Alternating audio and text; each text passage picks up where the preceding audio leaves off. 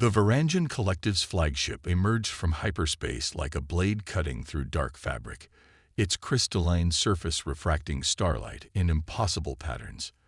Behind it, 15,000 ships took formation with perfect precision, their positions calculated to the microscopic level. Supreme Commander Vex 117 stood motionless on the command deck, his chromium-enhanced body reflecting the soft bioluminescence of the ship's living walls. Analysis of the third planet complete, Supreme Commander, announced First Observer Lin 994, her voice carrying the harmonious resonance all Varangians shared. Primitive fusion reactors detected, rudimentary orbital habitats, no quantum shielding, no consciousness transfer technology. Threat assessment, negligible. Vex 117 didn't respond immediately. Instead, he studied the blue-green world through enhanced visual feeds. Earth, such an unimaginative name for a planet. The collective had been observing this species for decades, watching their stumbling progress toward the stars. Humans, biological entities that still relied on organic reproduction and natural evolution. The very thought was almost offensive to his enhanced sensibilities. Their response to our arrival, he finally asked. They are mobilizing their defensive fleet, Supreme Commander, approximately 300 vessels. Largest is 1 kilometer in length. Primary armaments appear to be chemical propellants and crude nuclear devices. A ripple of amusement passed through the command deck's neural network. These humans still used explosives and kinetic weapons. They hadn't even mastered gravitational manipulation. Send the standard ultimatum, Vex 117 ordered. Give them 6 hours to surrender their world to the collective. Explain that resistance will result in their extinction. 12 light minutes away, Captain Sarah Chen sat in her command chair aboard the experimental vessel Hyperion, reading the alien transmission with an expression that might have been mistaken for boredom. The ship's bridge was dark, lit only by the soft glow of holographic displays and the distant stars visible through the reinforced viewport. They really went all out with the threats, didn't they? She remarked, swiping through the detailed descriptions of humanity's imminent destruction. Lieutenant Park, what's your assessment? The young tactical officer studied his displays intently. Their technology is interesting, Captain. Highly advanced in some areas, but there are significant blind spots. They're broadcasting their fleet positions on quantum bands they think we can't detect. Their formation is perfect, too perfect. No variation, no adaptation for local space conditions. Overconfident, Chen nodded. Dr. Adams, your thoughts on their ships? The Hyperion's chief scientist adjusted her glasses, a surprisingly analog gesture aboard humanity's most advanced vessel. Their crystal-based technology is fascinating. Highly efficient, but... She paused, double-checking her readings. But rigid. They've optimized everything to an absurd degree, but that optimization leaves no room for adaptation. Chen allowed herself a small smile. The Varangian Collective had spent millennia perfecting their technology, enhancing their bodies, and rising to dominate their section of the galaxy. They had achievements humanity could barely comprehend, but they had also stopped growing, stopped changing, stopped adapting. They had reached what they considered perfection, and that would be their downfall. Send our response, she ordered. In his command center, Vex 117 received the human transmission with mild curiosity. It was brief, text only, and written in simple galactic standard. Thank you for your interest in Earth. We respectfully decline your offer of surrender. You have 1 hour to leave our solar system. This is your only warning. The Supreme Commander actually laughed, a sound that hadn't been heard on the command deck in decades. They're either insane or suicidal. Begin the attack sequence. Target their largest military installations first. Show them the price of defiance. Supreme Commander, First Observer Lin 994's voice carried a note of confusion. We're detecting an energy signature. One of their ships is moving. Show me. The tactical display shifted, highlighting a single human vessel. It was small, barely 400 meters long, with a dark hull that seemed to drink in the light. As they watched, it began to accelerate. "Impossible," Lin 994 whispered.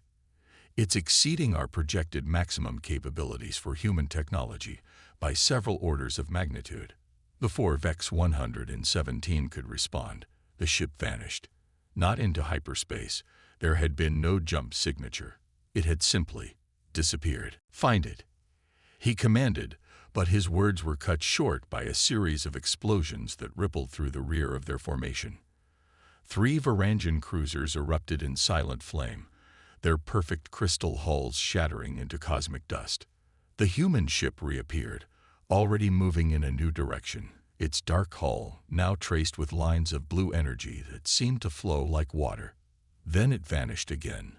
"They're using some kind of localized space-time manipulation," Dr. Adams explained aboard the Hyperion, her fingers dancing across her console. "The quantum slip drive is performing better than our simulations predicted. Each jump is teaching the system new tricks." Captain Chen nodded, watching through the Hyperion's sensors as confusion spread through the alien fleet. Their perfect formation was beginning to break down as ships maneuvered to protect themselves from an enemy they couldn't track or predict.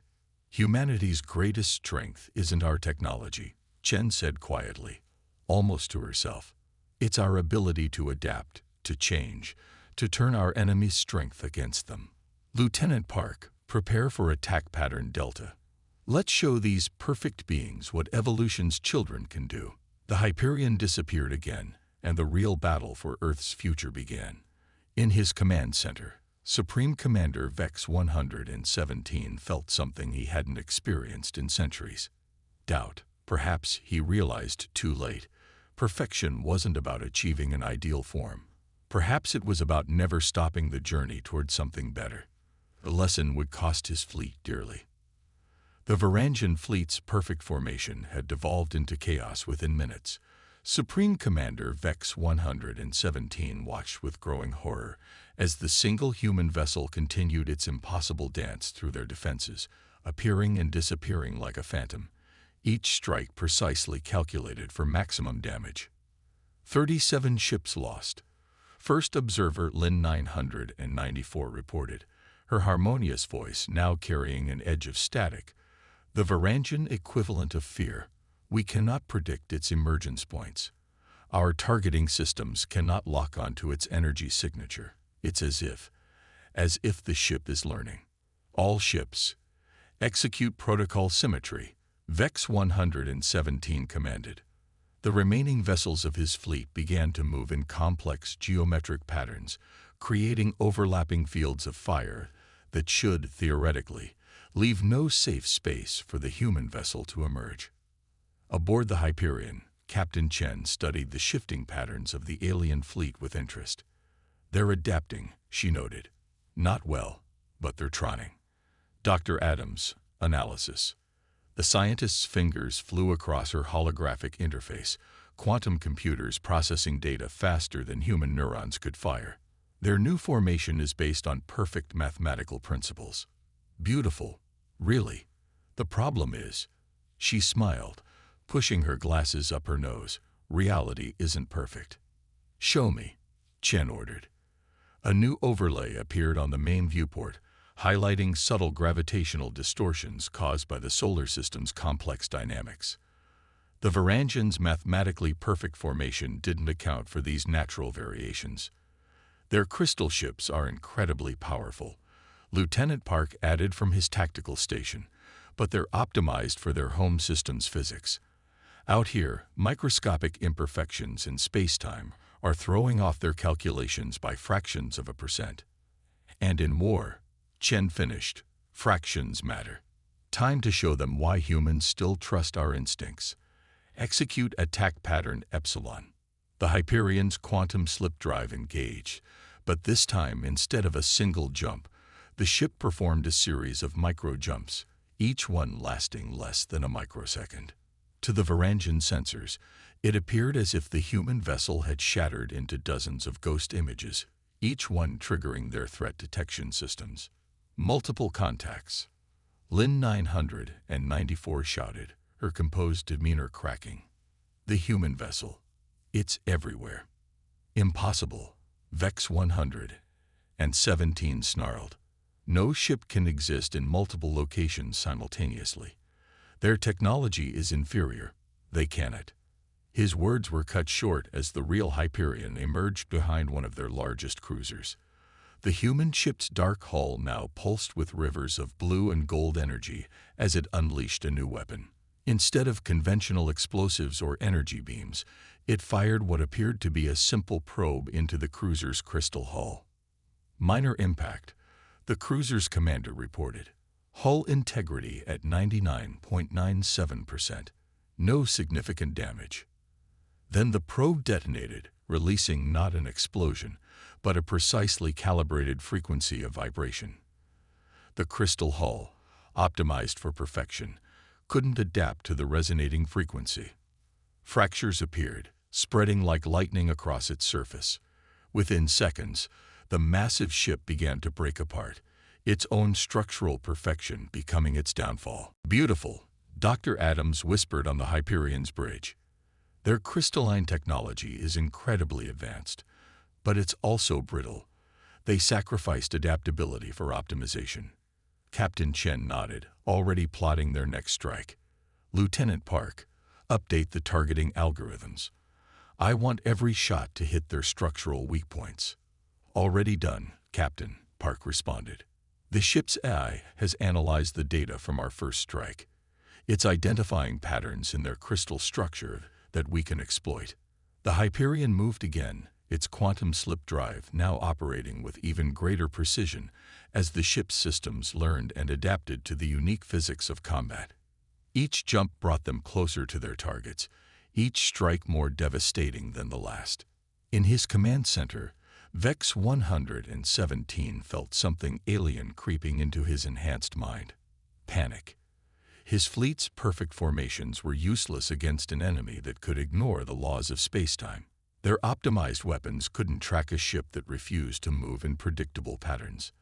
Their crystal hulls, the pride of Varangian engineering, were being shattered by precisely calculated strikes that turned their greatest strength into a catastrophic weakness. Supreme Commander, Lin 994's voice had lost all trace of its former harmony. We're detecting power fluctuations in the human vessel. Their energy emissions are evolving, changing, growing stronger. Vex 117 stared at the tactical display, watching as the dark human ship danced through his fleet, a predator among prey. The collective had spent millennia pursuing perfection, enhancing their bodies and ships until they reached what they believed to be the pinnacle of evolution. But as he watched the Hyperion adapt and grow stronger with each passing moment, he realized a terrible truth. True perfection wasn't a destination. It was the journey itself. And humanity, in all its chaotic, imperfect glory, had never stopped moving forward. All ships, he commanded, his voice carrying an edge of desperation, fall back and regroup. Prepare to deploy the World Ender. If we cannot defeat them with precision, we will obliterate them with overwhelming force. On the Hyperion's bridge, Captain Chen received the transmission about the World Ender's imminent arrival. Instead of fear, she felt a surge of anticipation. Well, she said to her crew, looks like they're finally bringing out their big guns. Dr. Adams, how's our little surprise coming along? The scientist's smile was answer enough. The real battle was about to begin. And humanity's greatest weapon wasn't their technology. It was their endless capacity to adapt, to innovate, and to turn their enemies' strengths against them. The stars themselves seemed to hold their breath, waiting to see what would happen when unstoppable evolution met immovable perfection. Space itself seemed to shudder as the World Ender emerged from hyperspace. Unlike the crystalline elegance of other Varangian ships, this was a monument to raw power. A construct of impossible scale that stretched over 20 kilometers from bow to stern. Its hull was composed of layered quantum crystal matrices, each one theoretically indestructible. Rivers of dark energy coursed through its superstructure, feeding weapons that could unmake planets. Now that, Captain Chen remarked aboard the Hyperion, is what I call overcompensating. Dr. Adams' fingers danced across her console, analyzing the behemoth. The energy readings are extraordinary. They've somehow managed to harness controlled quantum singularities. Multiple ones. The computational power alone must be. Doctor, Chen interrupted gently. Can we beat it? Adams adjusted her glasses, a gleam in her eyes. Oh, absolutely. They just made our job much easier. On the World Ender's command deck, Supreme Commander Vex 117 felt his confidence returning. The ship was the collective's masterpiece, the culmination of 10,000 years of technological evolution. Its quantum shields had never been breached. Its weapons had never failed to destroy their target. Target the human vessel, he commanded. Full power to all systems. The World Ender's weapons began to charge, dark energy condensing into points of absolute darkness along its hull. Each weapon drew power from its own quantum singularity, channeled through crystals grown in zero gravity over centuries. Supreme Commander, First Observer Lin 994 called out, "The human vessel is moving toward the asteroid field." Indeed, the Hyperion had turned away from the confrontation, accelerating toward a dense field of tumbling rocks and ice at the system's edge. Its dark hull was barely visible against the void, trailing streams of blue energy as its quantum slip drive engaged. "They're running," Vex 117 declared with satisfaction. "Pursue and destroy. Show them the price of defying the collective." The World Ender began to move, its massive form accelerating with impossible grace for something its size. But as they entered the asteroid field, something changed. The Hyperion wasn't fleeing. It was hunting. Their ship, Lieutenant Park observed on the Hyperion's bridge, "It's too perfect." Chen nodded. "Exactly. All that power, all that technology, optimized for absolutes. But out here," she gestured to the chaotic dance of asteroids around them. "Out here," Dr. Adams finished, "perfection is a weakness. Captain, the quantum resonance program is ready." The Hyperion dove deeper into the asteroid field, its smaller size and adaptive systems allowing it to weave between the tumbling rocks with fluid grace. The World Ender followed, its massive form forcing it to vaporize asteroids in its path rather than evade them. "They're using 10 quantum singularities to power their systems," Adams explained, excitement clear in her voice. "Each one perfectly balanced, perfectly controlled. But quantum mechanics isn't about perfection. It's about probability and chaos. And we're about to add some chaos to their equations." The Hyperion vanished, reappearing seconds later directly above the World Ender. But instead of attacking, it launched what appeared to be simple probes, dozens of them, each one targeting a different point on the massive ship's hull. "Pathetic," Vex 117 sneered. "Their primitive weapons cannot penetrate our quantum shields." The probes struck the shields and detonated, but instead of explosions, they released precisely calibrated quantum pulses, each one engineered to resonate with the singularities powering the World Ender. The pulses were weak, far too weak to damage the mighty vessel, but they didn't need to cause damage. They just needed to introduce uncertainty into systems built on perfect certainty.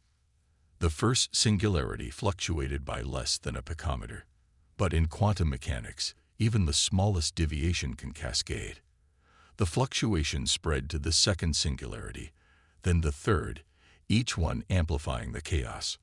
"Power fluctuations in all systems," Lin 994 reported, genuine fear in her voice. "The singularities they're destabilizing each other."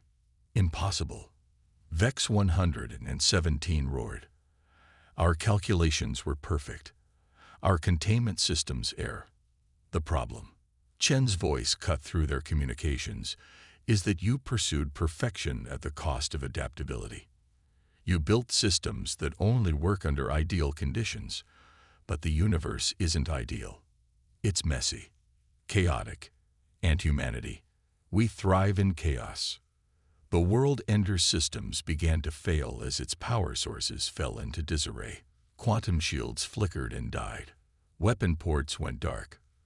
The mighty vessel, pride of the collective, was being undone not by brute force, but by precisely engineered imperfection. All hands, Vex 117 commanded, abandon ship. The singularities are going critical. The Hyperion was already moving, its quantum slip drive carrying it clear of the blast radius as the world-ender's containment systems failed completely. The massive ship didn't explode. It imploded, its perfect structure collapsing in on itself as 10 quantum singularities merged into one, briefly creating a new star in the asteroid field before winking out of existence. On the Hyperion's bridge, Dr. Adams watched the sensors with satisfaction.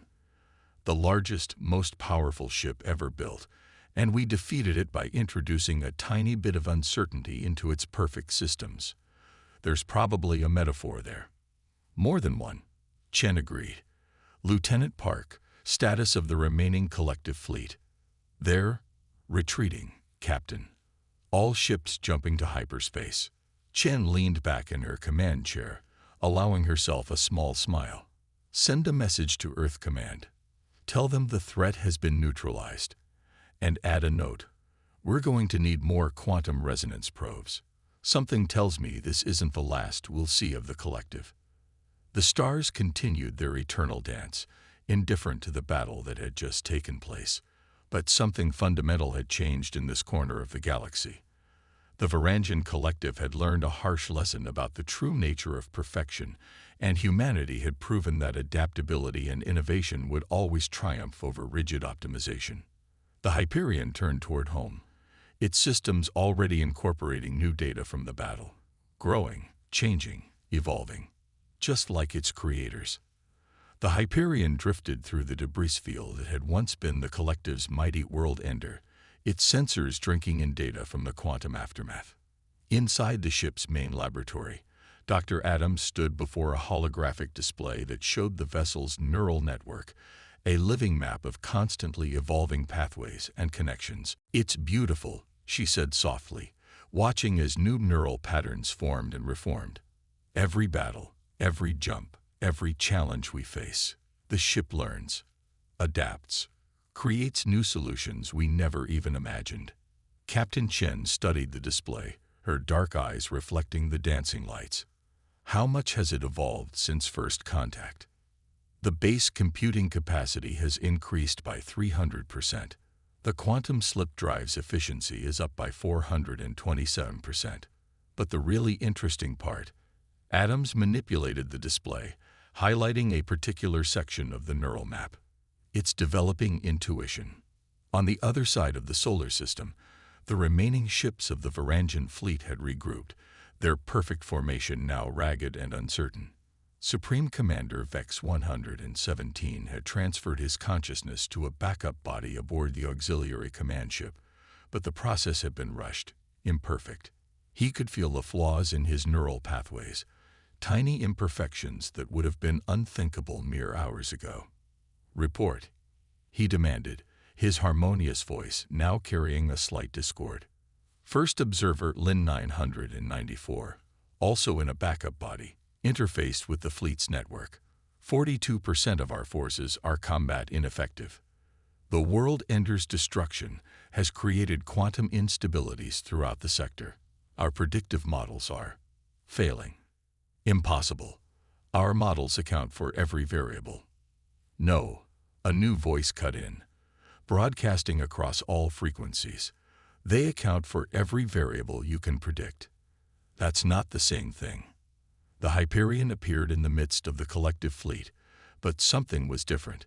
The dark hull now rippled with patterns of energy that seemed almost alive, responding to the quantum fluctuations around it in real time.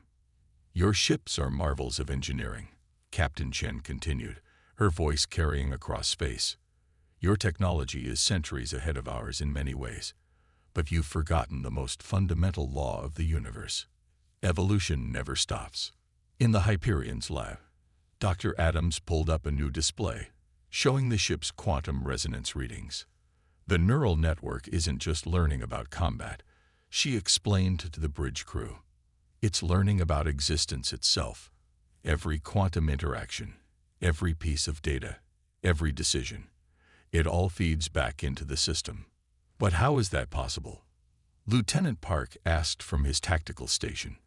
The processing power required to model quantum interactions in real time would be impossible. Adams smiled. Only if you try to calculate everything perfectly. We took a different approach. Instead of trying to predict every variable, we built a system that could learn from uncertainty. The more chaos it encounters, the stronger it becomes. Back on the collective command ship, Vex 117 watched with growing unease as the Hyperion's energy signature continued to evolve.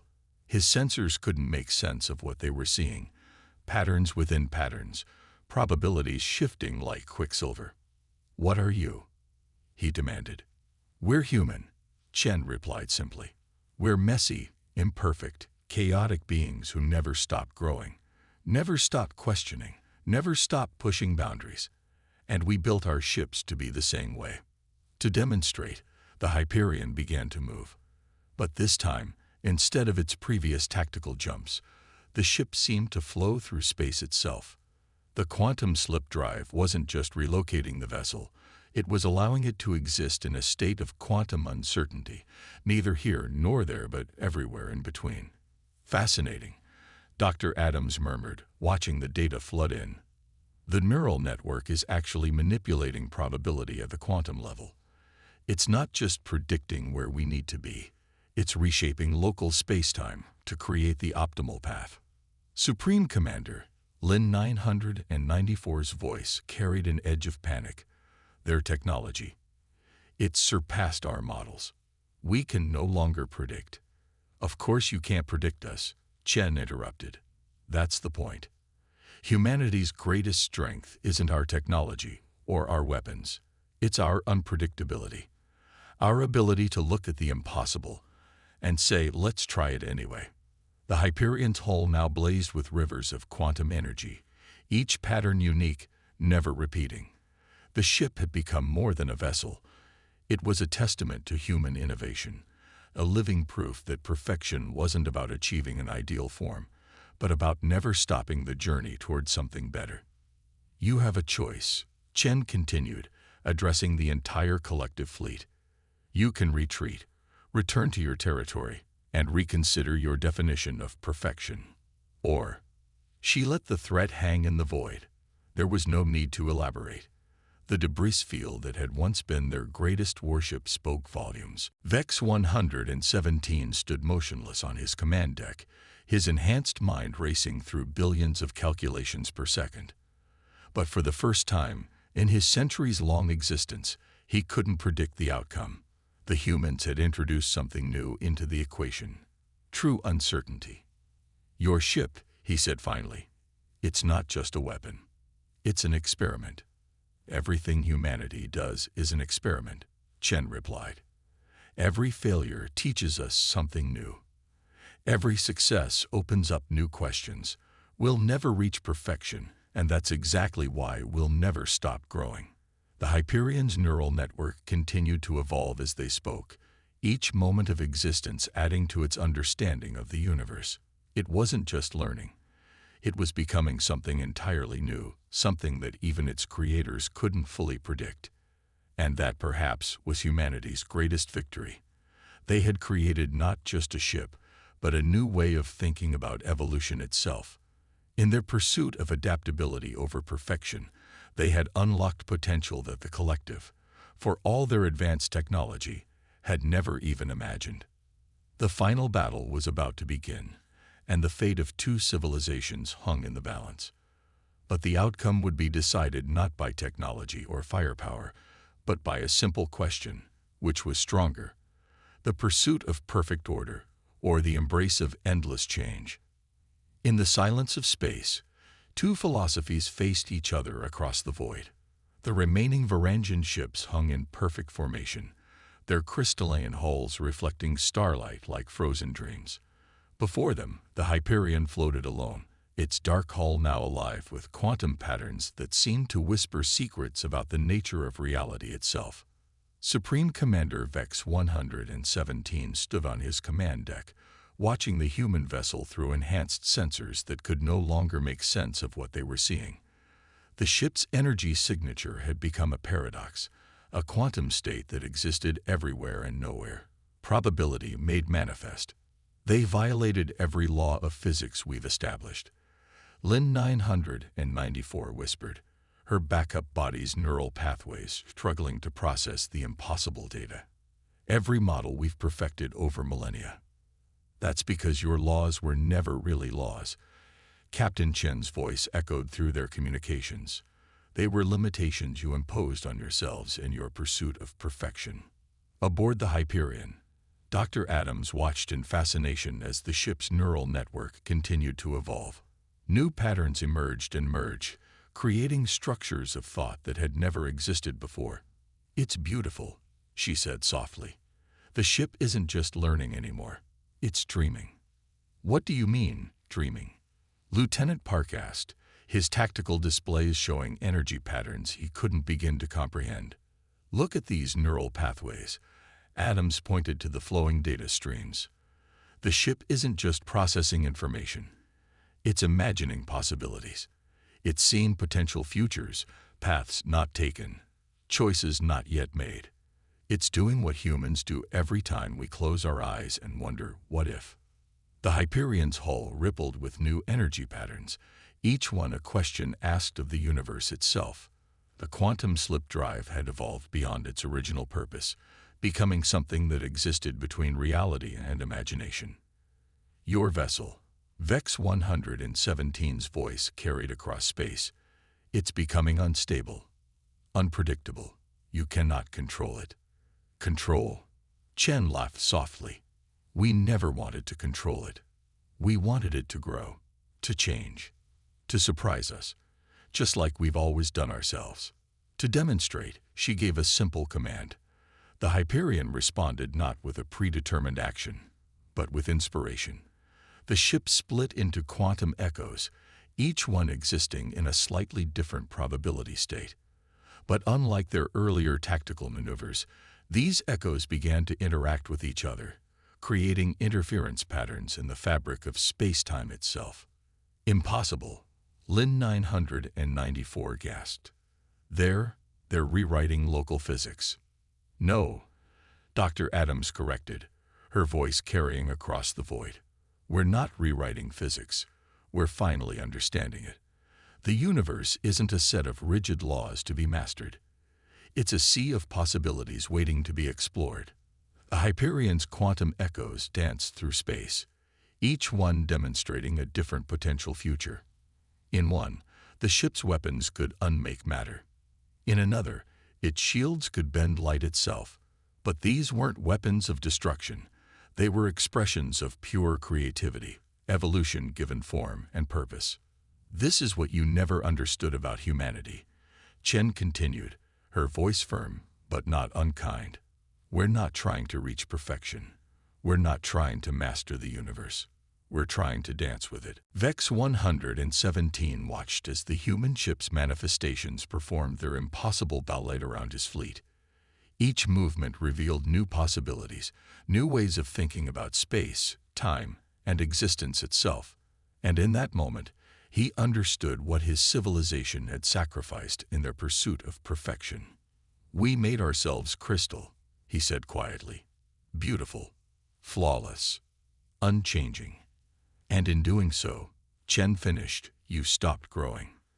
The quantum echoes of the Hyperion converge, returning to a single form.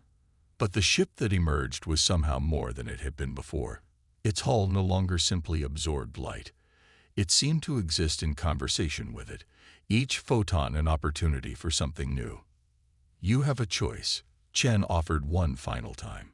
"You can retreat to your territory, maintain your perfect but static civilization. Or, Vex 117 prompted. Or you can remember how to change." The Supreme Commander stood silent for a long moment, his enhanced mind processing possibilities he hadn't considered in centuries.